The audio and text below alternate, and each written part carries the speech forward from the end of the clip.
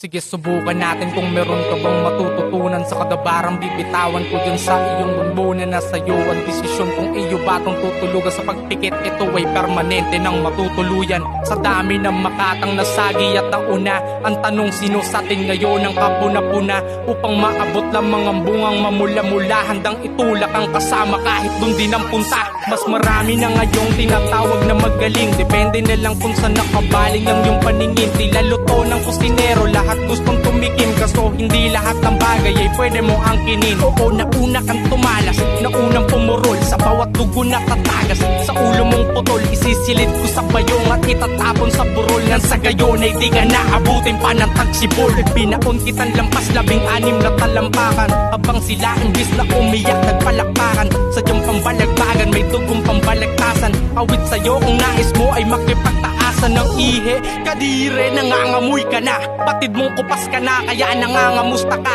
Kumbaga, yung ako't ikaw di mo makumpara. Mali ka ng sinindihan, ayan tuloy upos ka na. Nagpapakabayan itong feeling superhero din nga. Tula lamang kahit sa aking alter ego, kung noon may tira ka kaya na yung paborito, ngayon kamash mo na lang yung maoy ko na dito. Kaya wag ako hamunin mo hangal na prinsipe, kasi kaya kang lamunin ng batang nagpursige. Respetong hinihingi, pumayok at bumili dun sa kagrupo mong utu-utong nagbenta ng tingi. Oo, nung edad mo ang edad ko ay nandun ka na. Tapos na yun, hindi mo ba matanggap na lapos ka na?